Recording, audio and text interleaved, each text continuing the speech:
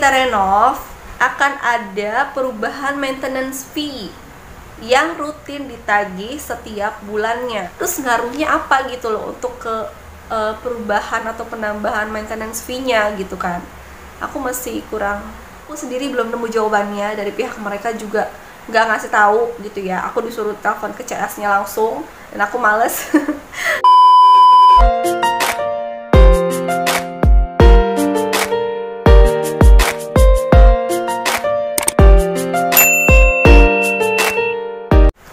Hai guys, selamat datang kembali di YouTube channel aku. Semoga semua teman-teman dalam keadaan sehat-sehat aja ya. Oke, jadi di video kali ini aku akan sharing ke teman-teman. Jadi setelah serah terima rumah kemarin, aku sekitar semingguan setelah itu aku mengajukan untuk pengajuan penyambungan air bersih dan izin renovasi dan pembuatan kartu akses untuk di klaster. Nah, aku akan coba kasih informasi persyaratan apa aja yang harus dibawa dan proses pengajuannya sampai dengan di ACC izin renovasinya. Tapi sebelumnya aku mau ingetin teman-teman untuk terus support channel aku dengan cara like video aku, subscribe YouTube channel aku, dan share ke sosmed kalian semua. Dan jangan lupa juga untuk follow Instagram aku ya. Oke, jadi aku datang ke kantor Liponya di distrik 1 itu. Terus kemudian aku bawa persyaratan-persyaratan yang memang harus dibawa untuk pengajuannya. Karena agak lumayan banyak yang harus dibawa, aku akan tulis di layar sini nanti. Nah, itu dia syarat-syaratnya pada saat pengajuan izin dan pengaktifan kartu akses dan juga penyambungan air bersih. Nah, kalau untuk kartu akses klasternya sendiri itu langsung jadi ya teman-teman. Tapi untuk penyambungan air bersihnya dan izinnya itu keluar untuk renovasi itu yang memakan sedikit waktu agak lama. Aku akan ceritain bagaimana proses pada saat penyambungan air bersihnya. Jadi pada saat aku udah pengajuan itu kan aku dilakuin di hari Jumat.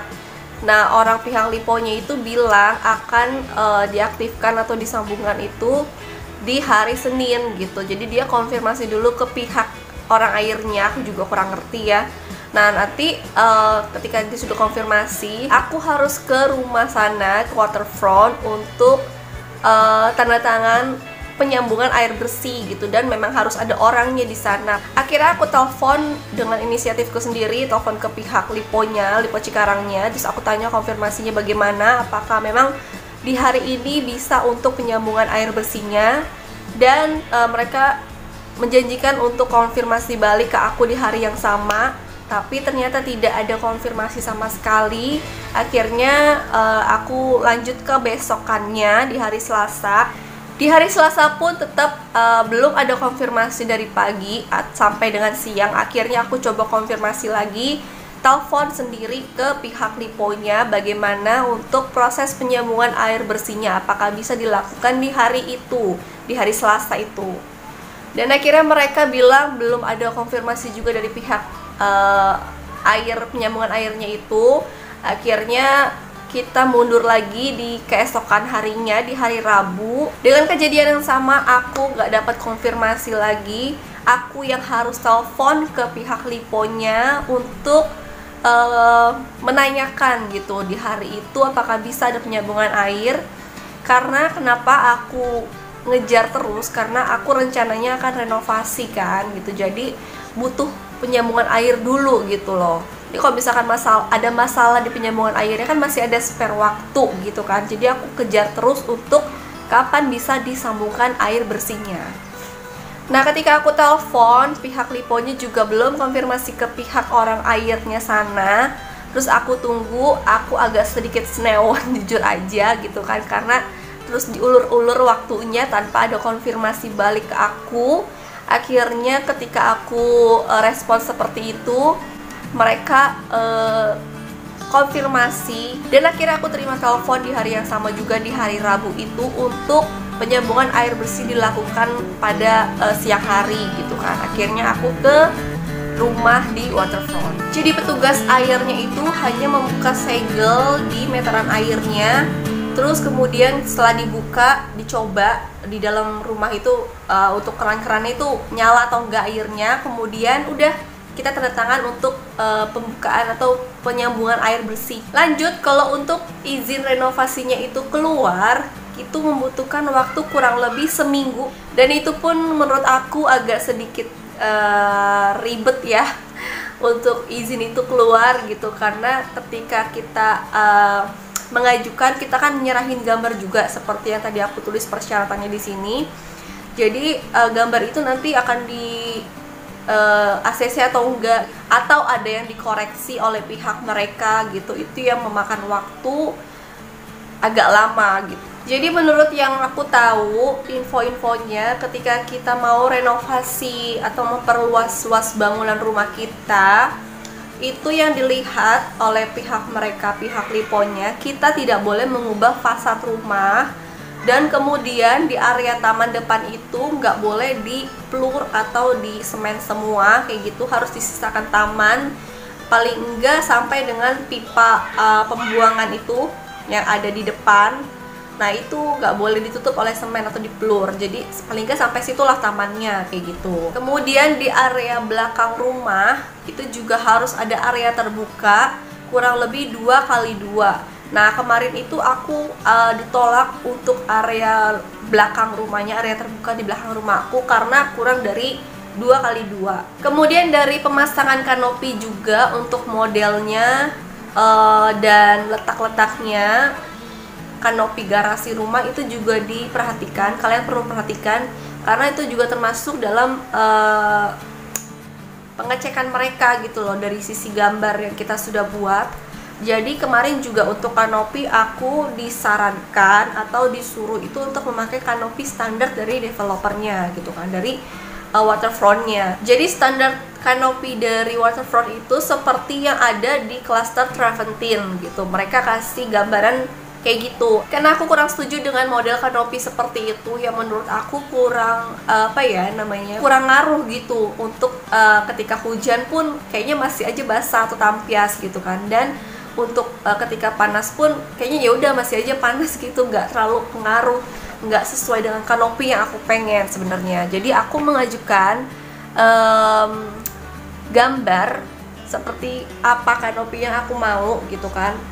Jadi mereka akan mencoba melihat dan apakah di ACC atau enggak gitu kan. Dan akhirnya mereka memperbolehkan gambar kanopi yang seperti aku buat, karena banyak juga di klaster sebelumnya atau di rumah-rumah klaster yang di Silver Creek itu banyak juga kanopi yang bebas aja dibuat seperti model yang mereka inginkan gitu kan. Jadi untuk teman-teman mungkin mereka menyarankan kanopi standar, tapi kalian bisa banget untuk mengajukan gitu. Izin itu akhirnya keluar dan mereka informasikan untuk pengambilan izin, surat izin dan stiker renovasi. Jadi ketika kita sudah mendapat izin, mereka akan kasih lembaran gitu untuk peraturan-peraturannya dan sesuai dengan yang renovasi yang kita inginkan gitu kan. Aku akan kasih lihat di sini surat contohnya seperti apa, surat izin contohnya seperti apa, dan stiker renovasinya juga. Nah aku akan jelasin sedikit dari peraturan yang ada di surat izinnya di sini. Di sini disebutkan, aku baca sedikit ya. Di sini disebutkan di poin 5 itu ada deposit 2 juta. Nah, 2 juta itu tergantung luas tanah rumah kita gitu. Jadi karena aku tipe 1A, jadi depositnya hanya 2 juta. Tapi kalau misalkan untuk luas tanah yang lebih besar, yang berbeda, itu akan tertera pada saat kalian serah terima rumah nanti gitu. Apa gunanya deposit itu? Deposit itu gunanya apabila ketika kita renovasi atau menambah luas bangunan. Nah pada saat renovasi itu mungkin ada kerusakan bangunan tetangga, kiri kanan kita, atau fasilitas umum atau jalanan di perumahannya. Nah itu pihak Lipo berhak untuk mengambil deposit kita sesuai dengan kerusakan yang kita sudah buat gitu, atau yang tidak sengaja kita buat gitu. Kemudian ada juga peraturan untuk puing bangunan. tidak dibuang di area klaster atau di area Lipo Cikarang. Selanjutnya, pekerja lapangan boleh diizinkan menginap di area proyek atau di rumah kita pada saat renovasi. Itu hanya 2 orang, maksimal hanya 2 orang pekerja. Terakhir di poin 10, akan ada inspeksi rutin yang dilakukan oleh pihak berwenang. Ini aku jujur juga belum tahu pihak berwenang itu mungkin dari pihak Lipo atau pihak apa ya, untuk yang mengecek bangunan rumah kita gitu. Jika renovasi tidak sesuai dengan gambar atau rencana yang disetujui. Oh iya teman-teman, satu lagi di poin 14, ini di sini aku juga jujur masih bingung karena di sini tulisnya, jadi ketika kita renovasi otomatis kan akan ada penambahan luas bangunan. IMB-nya pasti berubah gitu, nggak sesuai dengan luas bangunan yang awal dari developer. Nah itu kita harus mengurus IMB sendiri gitu, jadi bukan dari pihak Liponya lagi, dan biayanya ditanggung sendiri juga gitu. Karena aku juga kurang ngerti masalah IMB ini, jadi aku tanya lagi ke pihak mereka, seperti itu jawaban mereka. Dan satu lagi yang aku juga kurang ngerti ini ya, masuk akalnya di mana menurut aku. Jadi di sini ketika kita renov dan sudah pasti ada penambahan luas bangunan di rumah kita, akan ada perubahan maintenance fee yang rutin ditagih setiap bulannya.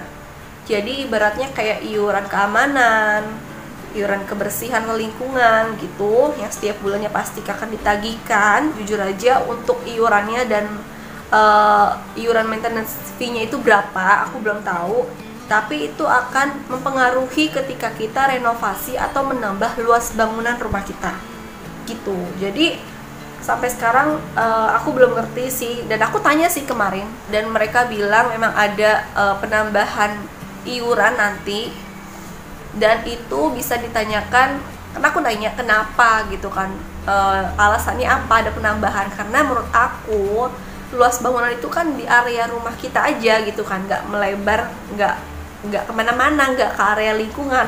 Terus ngaruhnya apa gitu loh untuk ke perubahan atau penambahan maintenance fee-nya gitu kan. Aku masih kurang. Nah kalau misalkan teman-teman bisa jawab aku atau jelasin ke aku, kalian bisa coba tulis di kolom komentar untuk coba jelasin ke aku, karena aku sendiri belum nemu jawabannya. Dari pihak mereka juga nggak ngasih tahu gitu ya. Aku disuruh telepon ke CS-nya langsung dan aku males.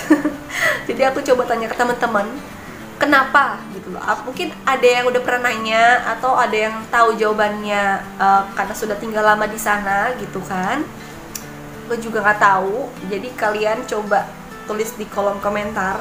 Oke teman-teman, aku akan coba terus update perkembangan dari renovasi rumah aku. Ya rencananya itu akan dilakukan di minggu depan. Jadi untuk teman-teman, kalian bisa lihat updatean progres rumah aku, renovasi rumah aku. Mungkin jadi inspirasi kalian juga, atau kalian mau tanya-tanya, kalian bisa follow Instagram aku karena aku sering update di sana juga kemungkinan. Jadi kalau misalkan untuk update sedikit-sedikitnya itu aku bisa update-nya di sosial media aku di Instagram. Jadi kalian harus follow Instagram aku. Nah, ini nama Instagram aku di sini. Kalian bisa follow sekarang ya. Sekian dulu video aku kali ini. See you next video.